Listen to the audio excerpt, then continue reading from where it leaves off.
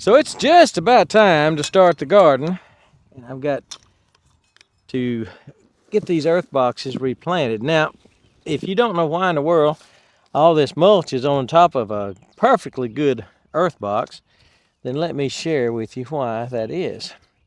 About 2 years ago, 3 years ago, I decided I was not going to buy earth box covers anymore, the white covers, and instead I thought I was going to put some mulch on top, mound it up like you mound up the dirt anyway, and put a cover on it.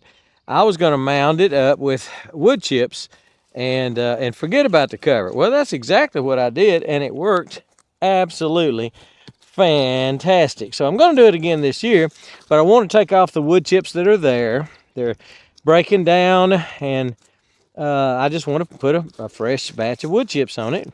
You know, if I leave some on there, it's not a big deal. I'm just going to, get off most of the wood chips and just put them out in the yard. They're going to decompose and become compost and be a goodness for the yard. And then get down to the earth box, the potting mix that's in the earth box. This is what wicks the water up. You got to have a good potting mix to wick the water up in an earth box. You can't just put garden soil. You can't put potting soil in it. It's got to be a potting mix. Got to have a lot of perlite in it, a lot of peat in it. I think it has to be 50% peat or thereabouts, or maybe more. And the stuff I use is that much or more. Anyway, get down to the potting mix here, and then I'm going to come in here and test this. I'm going to test the pH right here, right now, with this little soil tester. This is an amazing little tool. There's the pH. Put it down in there for 3 or 4 inches. This one is just about right. That is 7.1. Try it in a different place. 7.5, 7.5, 4, 7.3. Maybe if I leave it long enough, it'll go down more. 7.2. While I'm waiting on it, I'll go ahead and show you another one. Just taking the... Now, if you don't have mulch on top of yours, then of course you're skipping this step, but it's basically taking the wood chips, the wood mulch off the top of it, and just throw them, like I say, throw them in the yard. Now that pH is down to 7.1 right now, which is perfect. So I won't put any lime in that one. I don't know why that one would be different, or whether they've all, for the first time I did it, something was a little different about it, or whether I didn't check that one the first time. That's 7.1, so I'm going to leave that alone. I'm going to put this one over here, see what it does. It could be I'm not going to put as much lime as I thought I was going to put, and just try to spread these out. Now, I'm going to have to come in here and cut that fertilizer row. It's 7.1. That and stopping at 7.1 too. So these two are good. There's 6.9, 6.8. Okay, it's kind of starting to come down now. It's a good time to pull any weeds out of it. Good time to doctor it for fire ants if you have fire ants, and this one does. So good time for me to doctor that. I've got them all over my hands. Hopefully not anywhere else. So that one will get doctored for fire ants. I just put up a video about that. So if you're wondering what I do about fire ants, check out the video on that. Fire ants in containers. And that's 6.7. That's as far down as that one got. So I'm not going to put any lime, maybe a little bit of lime in this one. I'll go ahead and check this one while I'm talking to you. The fire ants may have changed the pH somehow to it. So I went ahead and did all of them with that tool, and this one came out to be 6.7. So I'm going to treat it with about a cup. I think 2 cups is about a pound, and when you're planting one for the first time, you put a pound in there. But I think this is going to bring it up plenty. And if you don't have one of these tools, highly recommend this thing. Push to turn it on. It shows centigrade or Fahrenheit. That's Fahrenheit there. it will give you the moisture level, the soil temperature level, which is very important, so you'll know whether or not your seeds are going to germinate. They have some of them. All seeds have different germination points, and so it's good to know that. I think this was about 78 on most of these, but it does temperature, it does pH as I showed you, and moisture level. So it's a really good tool. And light meter too. Does 4 things in one. It measures how much light you're getting. If you're in a shaded spot, you're going to have issues planting a garden. Most everything in a garden, and some flowers don't, but most everything in a garden really needs full sunlight. So it's a light meter, pH meter, moisture level meter, and temp meter. Measures your temperature. But anyway, we got 6.7 on this, so we're going to put about a cup of lime in it. Garden lime.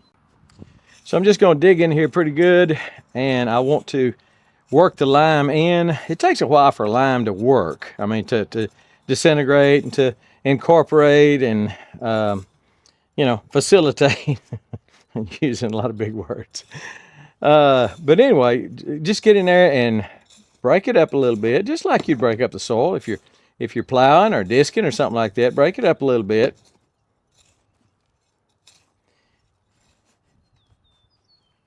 And I'm in your light, I realize that.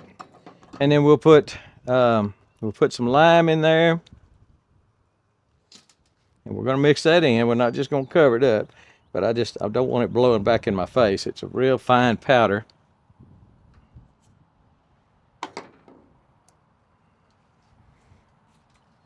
So we're gonna mix it up, try to get down in there. And like I say, it takes a while for lime to get working. Probably best to do this maybe even in the fall before your spring planting. But this will work, especially since it's only 6.7. If it was down 6.0, 5.5, something like that, then it definitely needs some more. And the reason you put lime in earth boxes, because again, you're using potting mix. Peat is about 5.5 pH. So the more peat you have in it, and you've got to have a lot for it to wick up. The more peat you have in it, the more chances are that your pH is going to be low. So, you got to get that done. I'm going to cut that fertilizer strip. I've loosened the soil enough where I can just do it with my hand, with my fingers. And we're going to put 2 pounds of organic. This is Haas 543 complete organic fertilizer.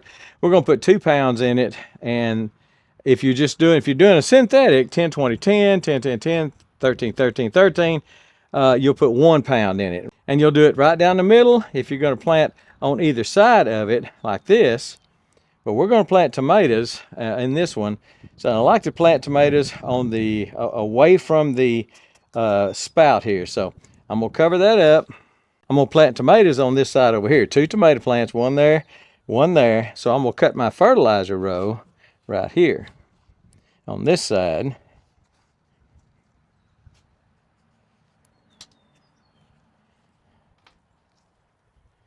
And then we'll put 2 pounds of the 543, the organic, complete organic fertilizer. I'll show you the bag. That's it from Haas, the 543 complete organic fertilizer. And I weighed this up, and you won't believe it, but 2 pounds of this, again, if you're doing synthetic, 1 pound, organic, 2 pounds. 2 pounds of this is about 4 cups. So I'm gonna put 4 cups in here. And you may say that looks like a lot, and it does, but it's organic. It's not gonna burn anything. And these have been tested by putting a lot of fertilizer. I think the guy that built these, I think I saw a video, he said he put 5 pounds of fertilizer, just experimenting, just see how much it would take to burn them. He never burnt any plants. So these will accept, because something about the water flow in here, I didn't really understand what he's talking about, but he did know what he's talking about. And so anyway, that one is ready. It's got the lime in it. I don't have my tomatoes yet, but when I plant the tomatoes, I will put a little gypsum in the hole. Dig out a hole like this, put a little gypsum down in it, a little Epsom salt, something like that. And just a little, a tablespoon, something like that. and try to get these plenty of calcium. You want plenty of calcium in it, which the the complete fertilizer gives you. But this one's pretty much ready to plant. It's got the fertilizer strip on this side. After I plant, I'm going to mound it up, and I'll show you that in another video because I hadn't got my tomatoes in yet from Haas. But when I get my tomato plants in, I will mound them up after I plant them. Mound them up to with the wood chips to make a roof over them, to make a covering, to drain the water off. When we get rain, it will just run off that, I call it a thatched roof. That's pretty much what it looks like when you put all those wood chips on top of it. And it does a fantastic job of just carrying the water off of it. You want that, and these are designed for a cover, because if it just rains in here and washes out the fertilizer, then the fertilizer you put in there won't last a full season like it will if you give it a covering. So this is what I'm going to do. This is the way I do it. This is the first year I've used this tester, and it's becoming an invaluable source because it's going to tell me how much I need to put. Some of the ones with lower pH, I'll put maybe close to a pound in it. Some of the ones that are 7.1, I may not put any in it. I may do a little sprinkling, but not much at all because it's already at around a 7 pH. And again, that stuff breaks down pretty slowly. So I have a feeling that maybe the wood chips on it all winter long, because they were composting down, maybe change the pH, because the pH was a little lower last year when I checked it, last fall when I checked it.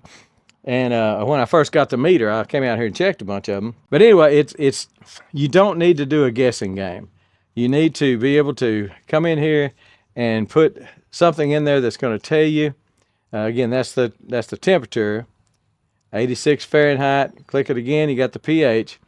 And this one was 6.7. That's how you figure how much lime you're going to need, is by figuring out what your pH is of your container. Whether it be an Earthbox or whether it be a wicking tub or just some kind of container you have on your back porch or whatever. It doesn't have to be a self-watering type container. But this is very valuable for house plants, inside, outside, telling you the temperature and telling you the pH, how much water in it, when it's time to water, and if it's getting enough sunlight. So a 4-in-1 meter, I just got this last year, 6 or 8 months ago, really after the season last year, and I like it. I think you're going to like it too. It's letting me know how to treat this for pH. So I think it'd do you a good job too. So get you one. I'll have a link to that below, and if you want one, they're not expensive at all, and I think it'll help you get your stuff right, get started right, get to planting and using the right things that you need to get your vegetable crops and flowers, whatever, growing well. Indoor plants, outdoor plants, whatever.